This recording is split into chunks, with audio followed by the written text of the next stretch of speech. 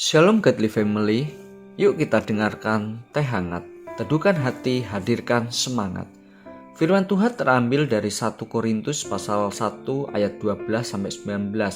Namun saya akan membaca di ayat 1 dan 19. Demikianlah firman Tuhan. Inilah yang kami megahkan, yaitu bahwa suatu hati kami memberi kesaksian kepada kami bahwa hidup kami di dunia ini, khususnya dalam hubungan kami dengan kamu, dikuasai oleh ketulusan dan kemurnian dari Allah, bukan oleh hikmat duniawi, tetapi oleh kekuatan kasih karunia Allah. Karena Yesus Kristus anak Allah yang telah kami beritakan di tengah-tengah kamu, yaitu olehku dan oleh Silvanus dan Timotius, bukanlah ya dan tidak, tetapi sebaliknya di dalam dia hanya ada iya.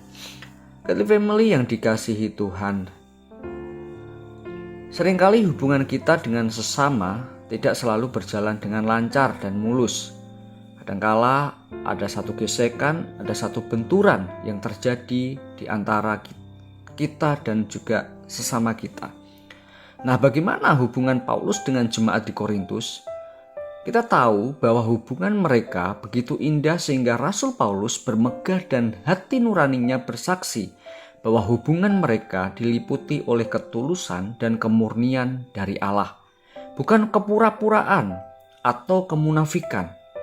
Ini bukan berdasarkan hikmat duniawi, tetapi kekuatan kasih karunia Allah. Maka Paulus berusaha menulis apa yang membuat mereka memahami isi hati Paulus sehingga turut bermegah bersama dengan Paulus ketika Kristus datang kembali. Mereka perlu mengerti mengapa rencana Paulus berubah untuk mengunjungi mereka. Ini bukan karena Paulus plan-plan. Rencananya berubah karena ia tunduk pada pimpinan dan kehendak Tuhan. Memang janji Paulus belum terlaksana, tetapi janji Allah tidak pernah berubah karena di dalam Kristus semua janji Allah adalah ya dan amin, sehingga akan tergenapi pada waktunya bagi kemuliaan Allah. Terlebih lagi Allah yang telah meneguhkan mereka semua di dalam Kristus adalah Allah yang telah mengurapi mereka dan memetraikan sebagai tanda miliknya oleh Roh Kudus, sebagai jaminan dari semua yang telah disediakan untuk mereka. Allah adalah saksi bahwa ia menunda perjalanannya demi kebaikan mereka, guna memberi kesempatan kepada mereka untuk memperbaiki masalah-masalah internal mereka, sehingga waktu dia datang persoalan mereka sudah terselesaikan. Dengan demikian kunjungannya akan mendatangkan sukacita, bukan duka cita, karena masih harus menegur kesalahan dan dosa yang masih terjadi di tengah-tengah mereka.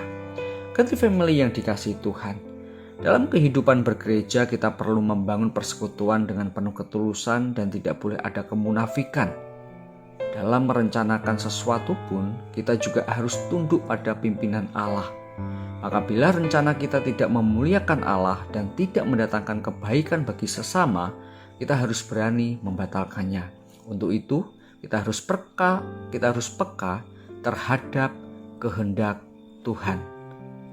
Mari kita berdoa. Tuhan, kami rindu mempunyai hubungan yang harmonis dengan saudara seiman kami, sehingga di dalam relasi yang Tuhan percayakan, kami boleh saling membangun dan kami boleh saling melengkapi satu dengan yang lainnya. Dan ajar kami juga Tuhan untuk tetap peka terhadap kehendak Tuhan di dalam hidup kami.